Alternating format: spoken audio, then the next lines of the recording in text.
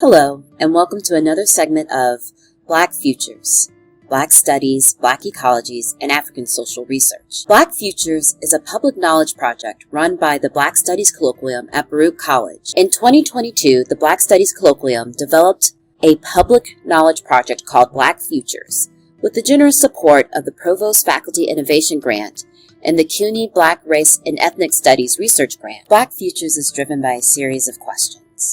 In what ways do studies in Black ecologies and innovative Black studies in the United States and across the African diaspora unfold and communicate with one another? What are the connections between ecological forms of oppression and socio-political legacies of colonialism within the Black diaspora?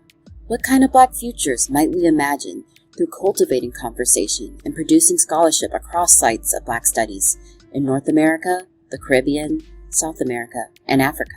In fall 2022, Black Futures hosted an online symposium featuring presentations from activists and scholars discussing a range of interpretations of Black ecologies. Black ecologies as thought and practice emerging from the study of geography, social history, the effects of climate change or disruptions in the social and natural world, the ways Black people have created their own environments to protect themselves. Videos of presentations, content by faculty, and our student scholars are all available online. We offer this material to encourage people to continue to develop materials related to Black ecologies and to continue to think about what Black ecologies, African social research, and Black studies may do to further our imagination and ideas about what Black futures can look like.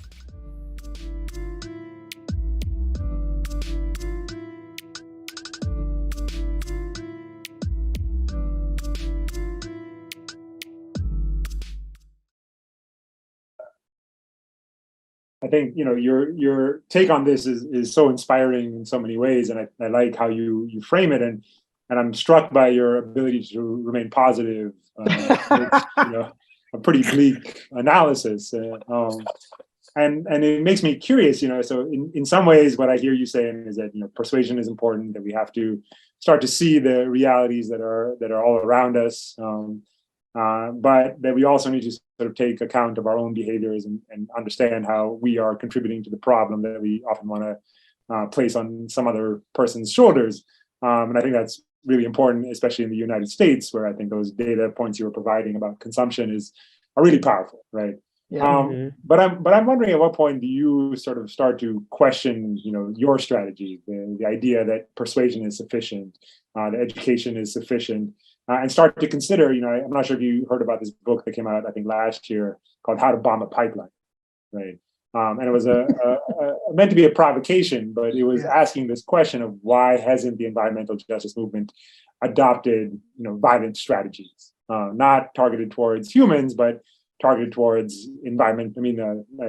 extractive infrastructures. Mm-hmm. And the writer was doing it as a provocation, but he was also raising, I think, a very important question, which faces many social movements at the point in which they're completely stymied, and both through repression or just an inability to sort of convey the message to the audience that they're trying to reach, where they do consider more violent options.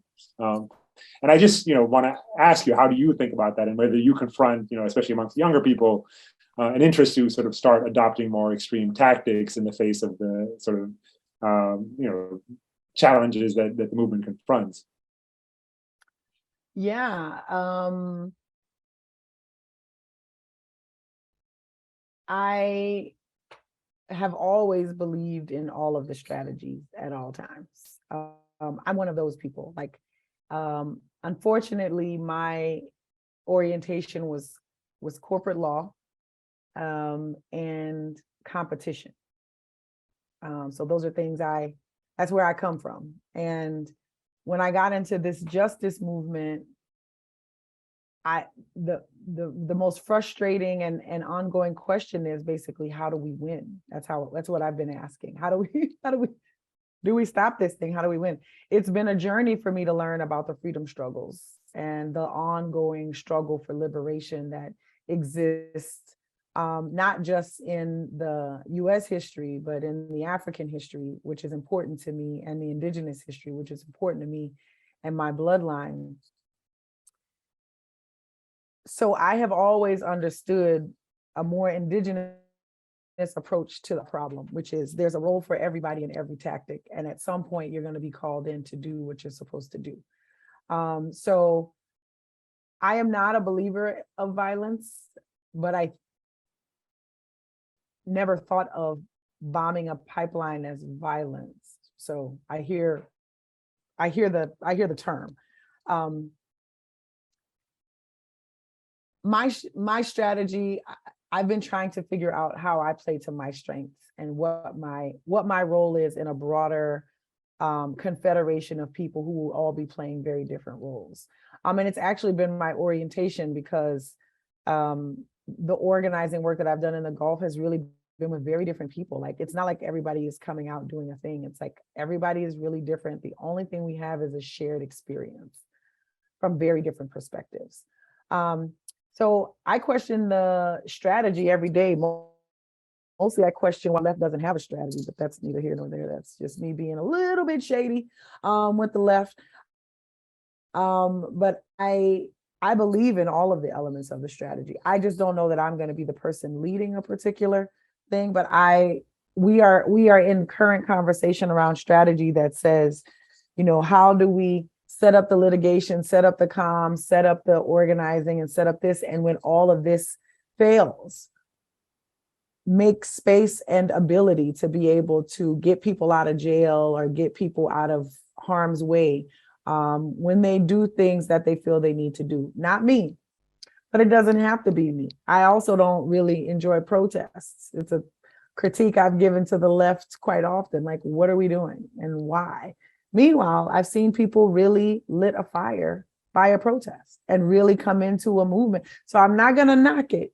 That's just not the role that I play in a protest. My role is to go to the jailhouse and make sure that anybody who gets arrested is represented by an attorney who can get them out. And that's a role to play. So that's how I kind of see and hear the question.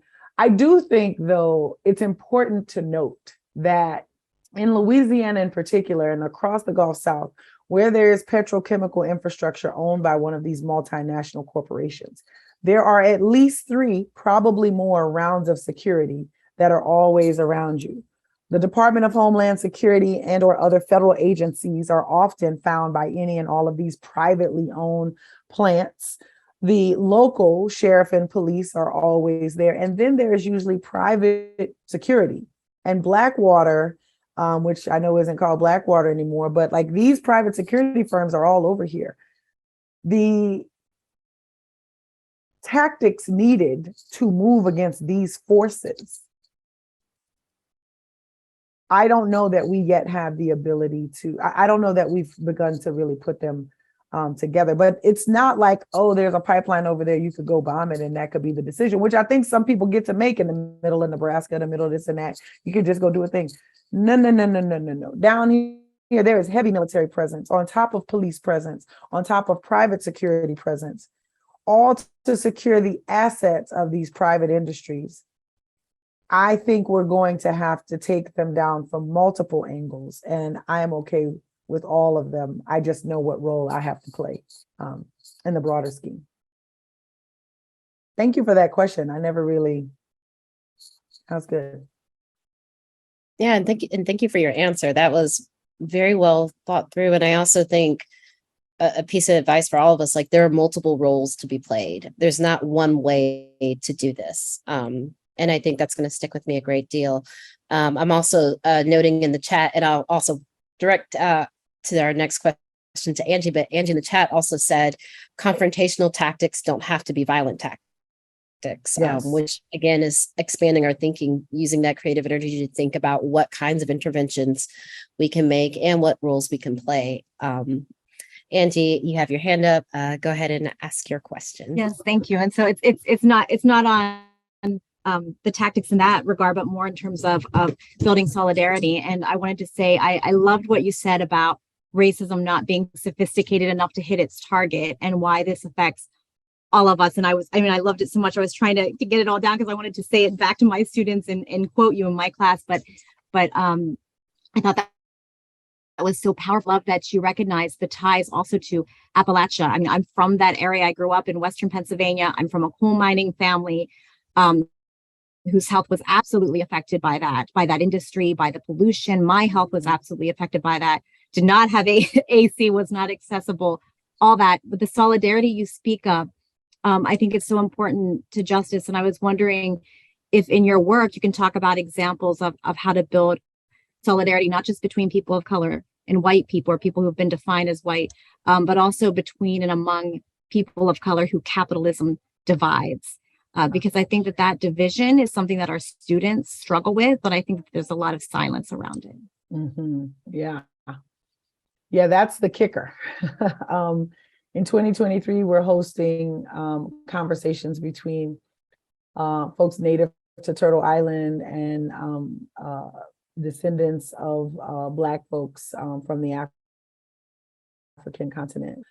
In other words, Black and Native folks, to have a conversation about land and water in the U.S. and what it means to actually fight for land back, and then fight for reparations, and then fight for, just a heavy conversation that we're anticipating is going to be very difficult. There's a lot of anti-Black racism in the Native American community. There's a lot of ignorance of the indigenous and Native communities of the U.S. in the Black community. And there is deep history of the two figuring it out, the Seminole Nation and the history of the Seminole Nation and how that began. My family's connection with the Choctaw Nation, there were some successful alliances built and are still holding. When I first began work after Katrina, my job was to work with the Latino workers being brought in and the mostly poor and Black residents of the Gulf South to start to build some alignment and solidarity. It was the hardest thing ever. Who ever thought about language barriers and who ever thought about access to education? So now we're dealing with the working class and or most struggling financial class of both societies now coming into each other in the midst of a disaster recovery. That was interesting to watch how things played out. But I'll tell you over and over again, this was true 17 years ago, and it was true a couple of weeks ago at Climate Week in New York. We did what all people of color know how to do.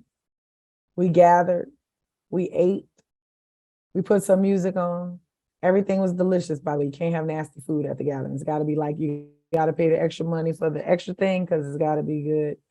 You bring people together. And I remember 17 years ago, bringing folks together who couldn't even communicate with each other. They didn't even speak the same language. We had a bonfire. We had some seafood that some folks had gotten in. And all people could do was stand near each other, stand near a fire, and be an intentional presence, even when they couldn't communicate.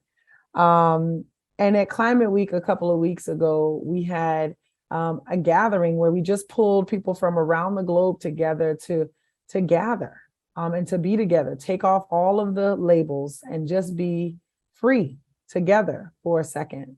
And let's remember each other's humanity, because that's what's happening. We're all in a stream of production for somebody or something.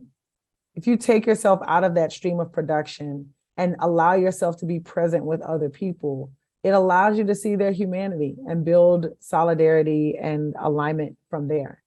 I have not seen this topic ever approached without a lot of struggle. So I mean to say it's possible, but I don't mean to say it's easy. Because I think the first thing we have to do is our own internalized oppression. We have to deal with the internalized superiority of the race hierarchy, not just white supremacy, but the race hierarchy. And the race hierarchy, because race is not real, doesn't just, there's a whole thing with Caribbean folks and African Americans. There's a whole thing with African folks and African Americans, because there are different realities and perspectives that they see. But Blackness is what they share. So it looks like it's the same group of people, right? Not just across Black, but across everybody. Well, that everybody, even that Black, is actually pretty diverse. And we've got to figure that out and then figure out the other communities of color with that. I have learned, we have had a personal relationship with the Homa Nation for 17 years, one of our largest tribes in the South. and we never tell them what to do. We never even suggest. We wait for them to call us. The only thing we've ever done is show up when they call or tell them about an opportunity. Now we have 17 years, 3 chiefs, and a relationship that can be recalled.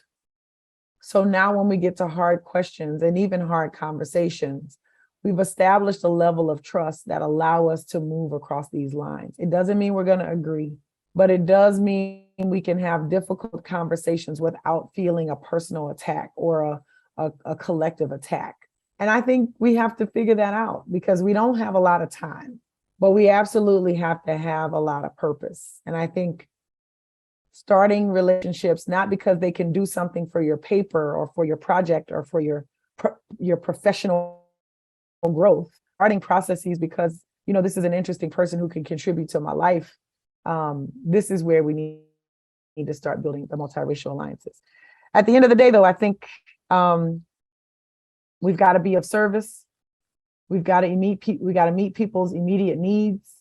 And in the process of meeting those immediate needs, we've got to hold that thing up, like I was telling Raj to his mom. You've got to hold the truth up to their eyes and know that some of them are going to choose to turn away and close their eyes, but some of them are going to see it and they're going to want to know how to do more and how to join you. And you got to be ready for the ones who are ready to come. And that's all you could ask for.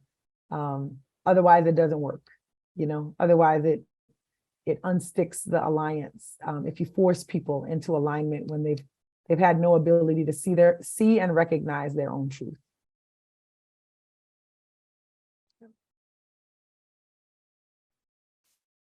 And I think with that, we are right at the end of our time. I want to thank everyone so much for attending, for watching this program in the future, because you have given us a wealth of rigorous information, words of wisdom, and at the end of the day, in spite of what might seem like a bleak situation, hope. And we are so grateful for all your contributions and the ways you've gotten us to think and consider Black ecologies in a deeper way. So our programming will continue tomorrow. I'm going to briefly share the schedule just as a visual. It's the same Zoom link. I hope to see people back. I hope to see people follow up. But yes, we'll be kicking things off again tomorrow at 11 a.m. and then with an afternoon session at 1 p.m. So I will stop the share. And again, thank you so much, Colette, for being part of this experience and developing this work. Thank y'all for having me. Peace.